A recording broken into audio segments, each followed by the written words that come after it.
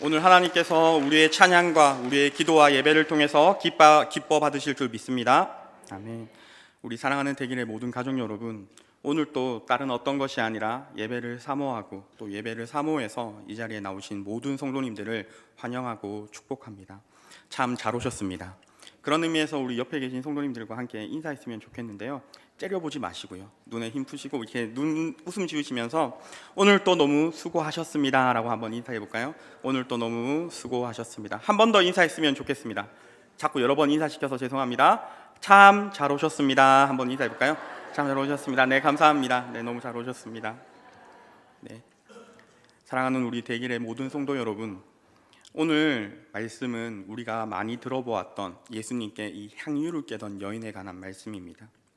오늘 말씀에 들어가기 전에 우리 26장, 마태복음 26장의 1절과 2절을 함께 읽어보도록 하겠습니다. 예수께서 이 말씀을 다 마치시고 제자들에게 이르시되, 너희가 아는 바와 같이 이틀이 지나면 유월절이라 인자가 십자가에 못 박히기 위하여 팔리리라 하시더라. 네, 예수님께서 이제 공식적으로 공생의 사역 3년을 마치시고 이 복음을 전하시고 가르치시고 또 이 치료하시는 사역을 마치시는 그 단계에 왔습니다. 그리고 오늘 말씀에 보시면 말씀을 마쳤더라 라고 1절에 말하고 있습니다. 이 도입부부에서 저자는 이제 예수님의 이 사역이 마무리되고 있다라는 것을 말하고 싶은 것 같습니다. 그리고 이제 마지막 남은 예수님께서 그 공생의 사역 동안 계속해서 전하셨던 복음, 내가 너희를 구원할 메시아다라는 그 말씀을 실현시키기 위해서 이제 마지막 한 걸음을 남겨두고 있습니다. 그리고 오늘 본문의 말씀은 이 끝맺음, 우리가 너무나 잘 알고 있는 이 끝맺음을 향해 가기 전에, 그 생명의 십자가를 달리시기 전에 예수님 당신께서 자신의 흐르는 피를 통해서, 자신의 생명을 통해서 십자가에 달리셔서 우리 온 인류를 구원하실 그 마지막 여정을 앞두고 있는 그 장면입니다. 그리고 예수님의 이 마지막 사역에 앞서서 오늘 본문의 사건, 한 여인이 예수님의 머리에 향유를 깨뜨리는 이 사건이 일어나게 됩니다. 사랑하는 여러분, 오늘 본문의 말씀은 우리가 너무나 잘 알고 있는 네 가지 복음서인 마태, 마가, 누가, 요한의 동일한 사건이 조금씩은 다르게 기록되어 있습니다. 마태, 마가에서는 한 여인이라 부르기도 하고요, 요한복음에서는 이 사람을 마리아라고 이 한 여인을 지칭합니다. 마태, 마가에서는 제자들이라고 말하는데요, 요한복음에서는 유다가, 가론 유다가 이 말을 했다고 말하기도 합니다. 그런데 이 누가복음 7장에 나오는 예수님께 향유를 부은 여인은 상대적으로 다른 복음서들보다 전반부에 기록되고 있습니다. 요한복음에서는 이 중반부 11장부터 예수님의 이 고난 사역, 예수님의 이 고난을 방대하게 기록하고 있습니다. 마태나 마가에서는 이 여인의 사건을 후반부에 다루고 있습니다. 그래서 학자들은 일반적으로 이 누가복음에 나오는 사건은 본문의 사건과 다른 것이 아닌가라고 이렇게 해석하기도 합니다. 그러나 사랑하는 여러분, 이런 차이점이 있음에도 우리가 오늘 집중해야 될 것은 이 사건을 통해서 하나님께서 우리에게 무엇을 말씀하시고자 하는 것입니다. 확실한 것은 예수님의 이 마지막 사역, 십자가에 달려 죽으시는 그 역사적인 사건 전에 성경에서 이 한 여인이 예수님에게 향유를 깨뜨린 이 사건을 통해서 우리에게 분명히 전하고 싶은 메시지, 전하고자 하는 선포가 있다는 것입니다.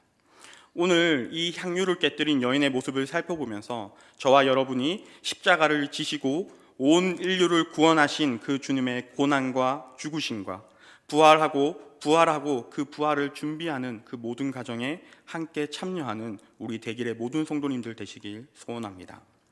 함께 6절을 한번 읽어보겠습니다. 6절입니다. 예수께서 베다니 나병 환자 시몬의 집에 계실 때에, 사랑하는 여러분, 이 베단이라는 지역은 예수님께서 그 공생의 사역 동안 많이 자주 들리셨던 곳입니다. 여기에 특별히 유명한 남매인 우리가 잘 알고 있는 나사로, 마리아, 마르다, 이들이 살고 있는 곳이 이곳이었습니다. 예수님께서 나사로를 일으키신 지역도 이곳이었습니다.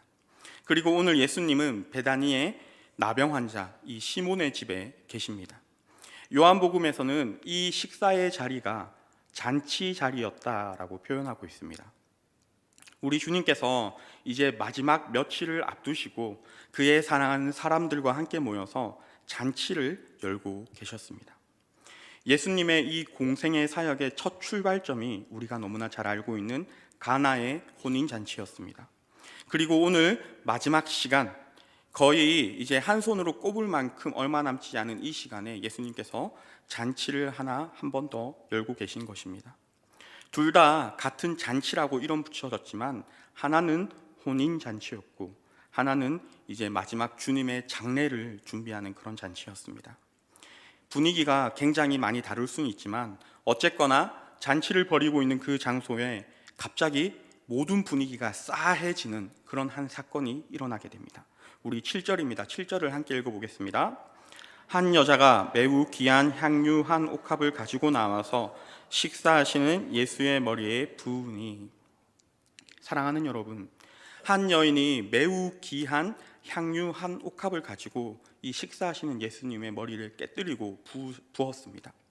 이 향유는 요한복음에 따르면 300데나리온의 가치를 가지고 있던 향유였습니다. 300데나리온은 한 노동자가 1년 동안 쓰지도 않고 계속해야 모으면 모을 수 있는 그런 월급에 해당합니다. 무려 3천만 원, 오늘날로 따지면 3천만 원이 넘는 엄청난 액수의 향유를 예수님의 머리 위에 부은 것입니다.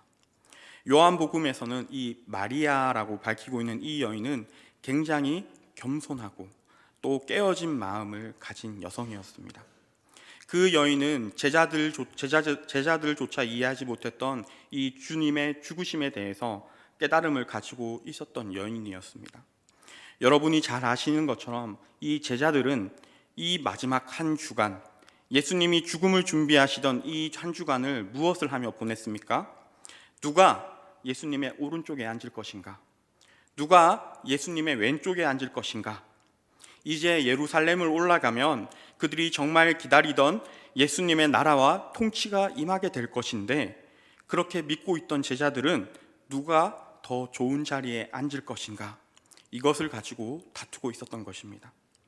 우리 주님께서 자신의 죽음과 고난에 대해서 이야기를 그렇게 하셨는데도 제자들의 관심은 전혀 다른 곳에 있었습니다. 누가 더 영광받을 것인가? 누가 더 높은 자리에 올라갈 것인가? 누가 더 좋은 자리에 앉을 것인가? 그런 곳에 이 제자들의 관심이 기울어져 있었습니다. 그러나 오직 어떤 면에서 오늘 본문에 나오는 이 한 여인, 이 여인만이 이 때와 시를 분별하여서 예수님에게 그 마지막 남은 시간들을 귀하게 여기고 있다는 것입니다. 예수님께서 예루살렘에 올라가는 그 걸음이 어떤 걸음인지 이 한 여인만 제대로 분별하고 있습니다.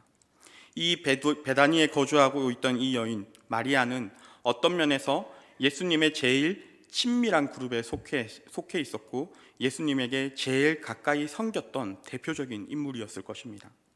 예수님께서는 내가 죽는다, 내가 죽어야 한다라는 선포를 하셨습니다. 그러나 예수님과 가까이 지냈던 12 제자들은 예수님을 특별히 사랑하고 예수님을 사랑했던 이 여인과 이 제자들의 차이가 땅과 하늘의 차이가 난 것입니다.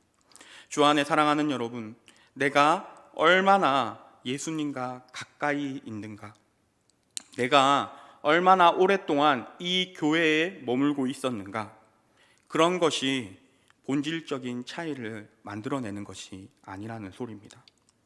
그 안에 인격적인 만남, 정말 주님을 향한 사랑과 그 사랑을 만들어내는 자발적인 순종이 없으면 아무리 오랫동안 예수님과 가까이 있었어도, 아무리 오랫동안 이 말씀이 선포되는 교회에 오랫동안 앉아 있었어도 결정적인 순간에 아무 의미 없는 가룟 유다처럼, 제자들처럼 어리석은 자로 드러나게 된다는 것입니다. 그렇게 오랫동안 가까이 있었는데 이 한 여인만 깨달았습니다. 그러나 똑같이 가까이 있던 제자들은, 가룟 유다는 전혀 주님의 그 말씀을 깨닫지도 못하고 이해하지도 못했던 것입니다. 사랑하는 여러분, 어떤 면에서 참 두렵지만 오늘날 같이 이렇게 신앙이 점점 약해져 가는 이 시대에 저와 여러분은 참 두려움을 가지고 오늘 이 본문을 마주하여야 합니다. 그저 내가 예수님을 믿는다라고 그런 말이 입에 붙어 있는 이 시대에 예수님을 믿는 것 때문에 고난받는 일도 없습니다. 예수님을 믿는 것 때문에 감옥 가는 일도 없습니다. 그런 시대를 우리가 살고 있지 않습니까? 예수님을 믿는다, 내가 예수님을 믿어요 라는 그 고백이 너무너무 쉽게 고백되어지고 흔해지고 진짜가 무엇이고 가짜가 무엇인지 분별하는 것이 약해진 오늘날에 우리는 두려움을 가지고 이 본문을 마주해야 됩니다. 사랑하는 여러분, 오늘 본문을 보십시오. 8절을 함께 읽어보도록 하겠습니다. 제자들이 보고 분개하여 이르되 무슨 의도로 이것을 허비하느냐. 너무나 어리석게도 주님께 제일 가까이 있었지만 완전히 다른 두 반응을 우리는 살펴보게 됩니다. 제자들이 이 여인의 행위를 보고 이게 무슨 낭비냐, 세상에 이런 어리석은 허비가 어디에 있느냐라고 여인의 행위를 평가합니다. 반면에 우리 주님께서는 이 여인의 행위를 복음이 전해지는 곳곳마다 이 여인의 행위가 전하여지리라, 그리고 그 여인의 행위가 나의 장래를 준비하는 좋은 일이다 라고 말하는 것입니다. 그러나 제자들은 요한복음에서 이 가룟 유다로 대표되는 그들은 이 여인을 비난하였고 공격하고 꾸짖는 대목을 우리는 말씀에서 살펴볼 수 있습니다. 사실 여러분, 이 제자들의 말, 저는 처음 볼 때 이 제자들의 말이 그렇게 틀린 것 같지 않았습니다. 그렇게 생각할 수 있겠다. 그래, 그 돈을 가지고 오히려 가난한 자들을 구제했다면 더 나을 수도 있었겠다라는 생각을 저도 가졌었습니다.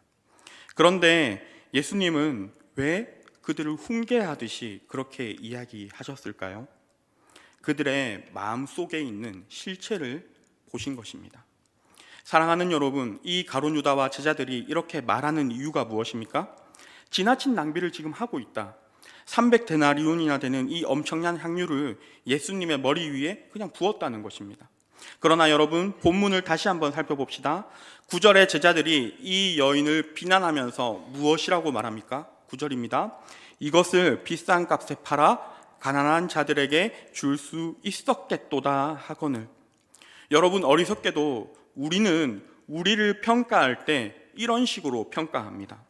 어떤 사람의 행위를 평가할 때 늘 이런 식으로 평가하지 않습니까? 무엇이라고 합니까? 나의 마음속에는 이렇게 생각합니다. 와, 저거 진짜 아깝다. 저렇게 낭비되는 것 같은데 라는 생각을 합니다. 그러나 그런 낭비되는 마음을 가지고 어떻게 이야기하냐면요, 그것을 비싼 값에 팔아 가난한 자들에게 줄 수 있었겠도다 라고 이야기하는 것입니다. 그러면서 내 마음에 있는 이 본심을 감추는 것입니다. 잘 포장된 근사하게 말하여지는 이 핑계를 대면서 나의 마음속에 있는 그런 실체들을 감추는 것이죠. 그렇다면 여러분, 이 제자들, 이 가룟 유다가 이 여인에게 한 말의 실체는 무엇입니까? 우리 요한복음 12장 4절부터 6절까지의 말씀입니다. 우리 함께 읽어보도록 하겠습니다. 제자들 중 하나로서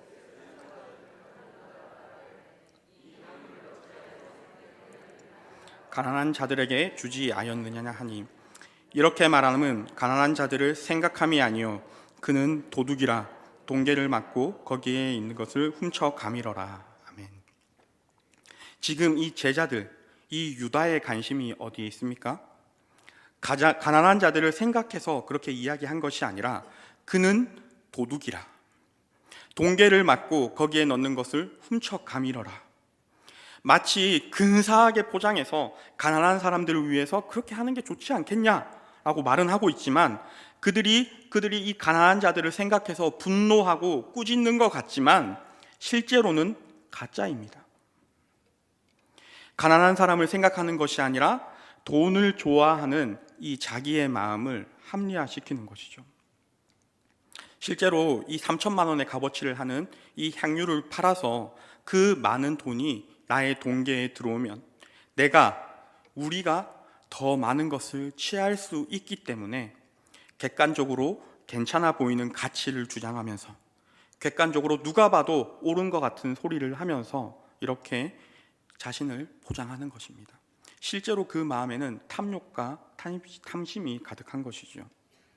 예수님 옆에 3년이나 붙어 있었는데 아주 그럴듯하고 멋있는 논리와 원리를 가지고 포장되어 있지만 그 속에는 탐심이 가득한 것입니다. 참 어리석습니다. 악합니다. 마음속에는 그 실체는 탐욕과 탐심으로 가득 차 있는데 마음속에는 우리의 이기심, 마음속으로는 우리의 이익, 우리 교회가 어떻게 하면 조금 더 남들에게 잘 보일까 하는, 우리가 어떻게 하면 조금 더 이익을 가져갈 수 있겠는가라는 그 마음이 가득 차 있지만 그것을 철저히 숨겨두고 겉으로는 가난한 자들을 위해서, 가난한 사람들에게 줄 수 있게 썼노라 이렇게 얘기하는 겁니다.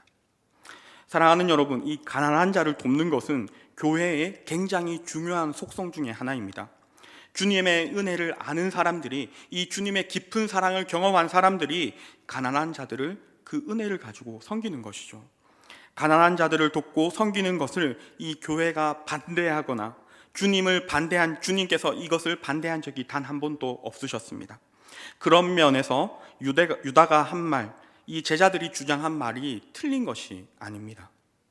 그러나 여러분, 우리의 신앙생활도 이렇게 할 수 있다는 것을 조심해야 합니다.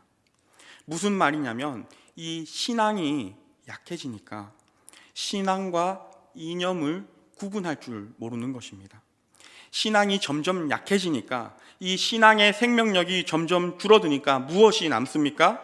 누가 보기에도 좋은, 누구에게나 말하기에도 괜찮아 보이는 이 이념만 남아있게 되는 것입니다. 차라리 그 돈으로 가난한 자들을 먹였으면 좋았을 것이다. 이제 이런 것만 딱 남아있는 겁니다. 그래서 자꾸 교회와 성도들이 세상이 듣기에 좋은, 세상 사람들이 동의하고 납득할 만한 그런 것에 관심을 기울이고 그런 것에 집중하기 시작하는 것입니다. 그래서 오늘처럼 교회가 이렇게 비난받고 욕먹는 시대에 교회가 착한 일, 사회 봉사, 가난한 사람을 구제하는 것을 많이 하고 싶어 합니다. 사랑하는 여러분, 교회가 한 번도 그 구제하는 것이나 어려운 사람들을 도우는 것, 그런 것을 비난한 적이 없습니다. 그러나 여러분, 그것이 전부가 아니라는 소리입니다. 그것이 우리가 믿는 이 신앙의 핵심이 아니라는 소리입니다. 물론 그런 요소가 우리가 신앙생활하는 그곳 가운데 있습니다. 그러나 그것보다 우리가 이 신앙생활을 하면서 더 부여잡아야 할 정말 중요한 것이 있다는 것입니다. 예수님이 이 사건이 있은 후, 여러분 우리가 너무나 잘 알다시피 이 유다가 예수님을 팔아버립니다. 예수님에게 실망한 것입니다. 이념을 붙들고 신앙이라고 생각하면서 이 이념을 붙들고 예수님이 하시는 행위들을 보고 실망해서 신앙을 떠나버립니다. 안타깝게도 오늘날에도 이렇게 이념만 붙들다가 교회와 사람들이 나를 실망시키면, 교회가 나를 실망시키면 교회가 그러면 안 되지, 예수님 믿는 사람들이 그렇게 하면 안 되지 하고 신앙과 교회를 너무나 쉽게 떠나버립니다. 사랑하는 여러분, 그렇다면 이 신앙의 진정한 본질, 그것이 무엇입니까? 가난한 사람들을 돕는 것 같이 옳은 일, 모든 시대에 이 교회가 힘주어서 했던 수많은 옳은 일들, 예수님께서도 평생을 그렇게 살았던 이 중요한 원리이기 때문에 그것을 대체할 수 없습니다. 그러나 여러분, 그것보다 우리가 교회에서 이 신앙생활을 하면서 더 중요한 것이 있다는 것입니다. 이런 허례의식으로 채워진 이념들 말고 교회인 우리가 생명을 다해 지켜야 하는 정말 중요한 신앙의 정수가 있다는 것입니다. 그게 무엇입니까? 사랑하는 여러분, 그 신앙의 가장 핵심적인 본질, 그것이 무엇입니까? 예수라는 인격과의 관계입니다. 사랑하는 여러분, 우리가 어떻게 논리적인 말을 하는가? 불신자들과 거듭나지 않은 사람들을 향해서 동의할 수 있는 말을 우리가 하고 있는가? 이게 중요한 것이 아닙니다. 교회가 세상 사람들이 동의했기 때문에, 그 믿지 않는 사람들이 동의했기 때문에 힘을 얻었던 것이 아닙니다. 교회는 모든 사람들이 걸려 넘어지게 할 만한 죄인이라는 그 요소와 복음이라는 그 어려운 요소들을 교회는 가지고 있습니다. 거듭나지 않는 이성으로, 거듭나지 않는 사람들이 절대 이해할 수 없는 부분이 이 교회 안에 있습니다. 300데나리온이나 되는 그 엄청난 돈을 허비했습니다. 누가 봐도 낭비 같고, 논리적으로 보면 이 제자들이 한 말이 옳아 보입니다. 누가 봐도 맞아, 그것을 팔아서 가난한 사람을 도우면 더 좋지 않았을까? 우리 교회에 그것이 더욱더 유익이 되지 않았을까? 끄덕여집니다. 이해되어집니다. 그러나 여러분, 이 유다 안에는 없고 한 여인, 이 마리아 안에 있는 것이 무엇입니까? 주님을 사랑하는 마음이 마리아에겐 있지만 유다에게는 없었습니다. 이 제자들과 유다가 겉으로 보기에는 맞는 말을 막 딱딱딱 이렇게 논리적으로 하는 것 같습니다. 그러나 유다 속에 무엇이 없었습니까?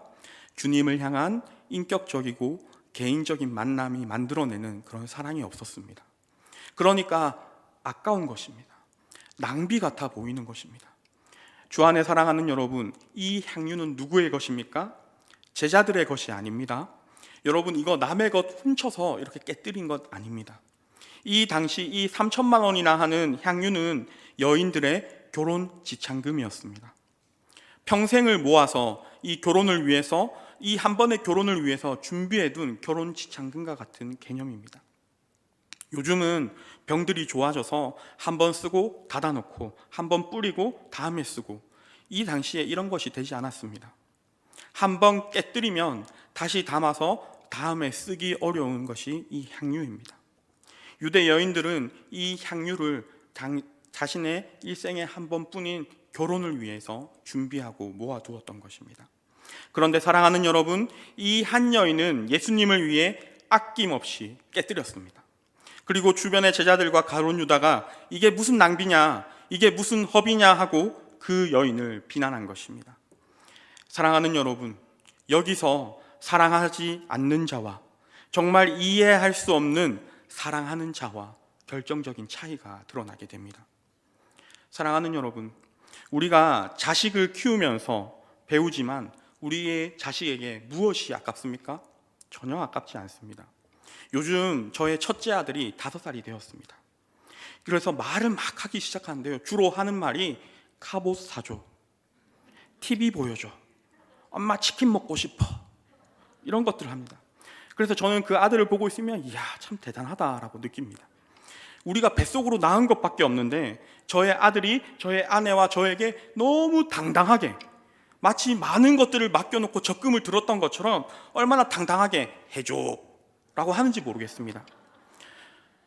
막 무엇인지 요구할 때 우리 아들이 이렇게 했습니다. 어머니, 너무 죄송한데 이거 한번 사주시지 않으시겠습니까? 이랬으면 너무 그래도 마음이 기뻐서 사줬겠죠. 근데 그런 적 없어요. 그냥 엎어져서 다리 막 댕댕 구르면서 사줘 이렇게 말합니다. 그렇지 않습니까? 근데 그냥 제 마음속에는 그럴 때마다 이 다리 안 부러지도록 좀 때리고 싶어요. 그런데 사주지 않습니까?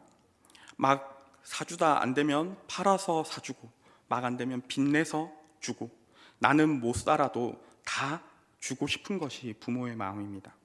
그리고 해달라는 거, 먹고 싶다는 거, 사정이 여의치 않아 못 해줄 때 마음이 어떻습니까? 그렇게 쓰라릴 수 없습니다. 사랑하는 여러분, 그런 것을 보고 왜 낭비하느냐, 왜 허비하느냐라고 말하는 사람 아무도 없습니다.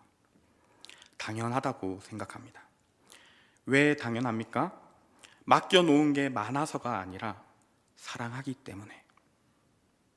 우리 자녀들이 죽었다 깨어나도 모르는 그 사랑입니다. 그러다가 이제 좀 알만해서 엄마 아빠 베푼 사랑 감사해요.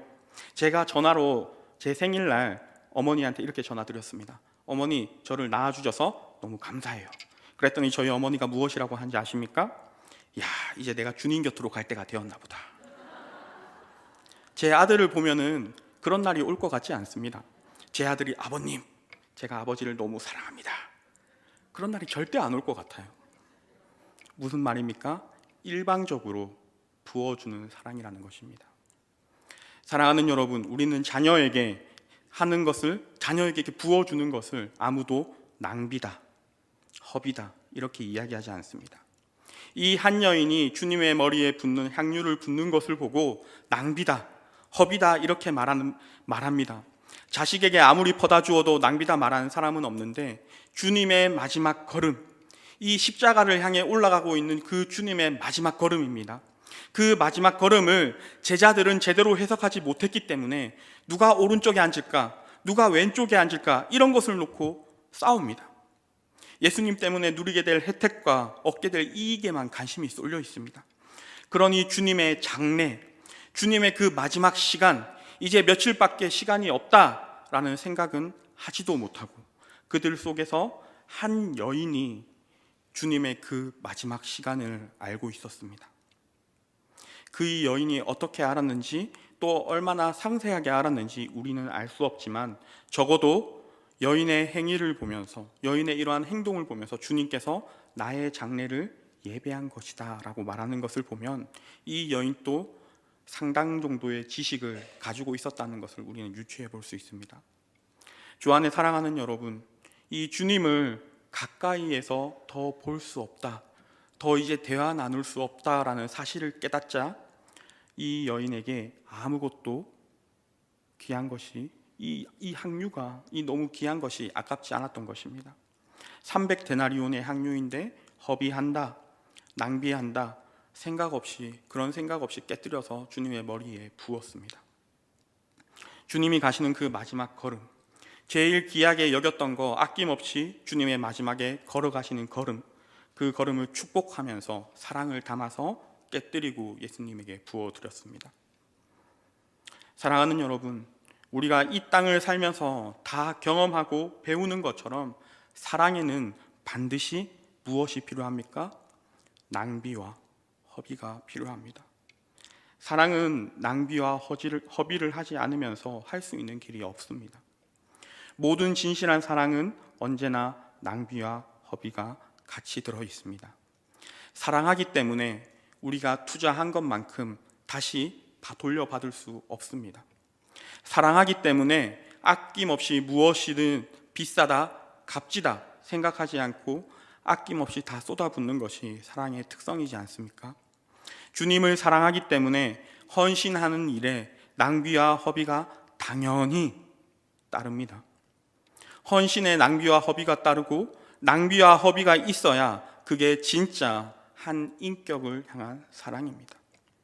그러나 그 귀한 일을 도무지 깨닫지 못하는 이 어리석은 사람들은 그것을 낭비한다라고 자신의 이념을 포장해서, 그럴듯한 좋은 이유들을 포장해서 말하는 것입니다. 가치를 따집니다. 사랑하는 여러분, 오늘 이 한 여인은 주님을 향한 인격적인 사랑을 자신의 가장 좋은 것으로 표현하고 있습니다. 자신이 할 수 있는 가장 좋은 것을 드리고 자신의 모든 것을 내어드려 주님을 사랑하고 낭비하고 허비하는 것입니다. 사랑하는 여러분, 이것이 오늘날 이 한없이 신앙이 약해져 가고 있는 이 시대의 신앙의 정수이며 우리가 다른 어떤 것보다 더 중요하게 생각하고 우리의 생명을 다해서 지켜야 할, 간직해야 할 신앙의 정수 아니겠습니까? 이 말씀을 마무리하겠습니다.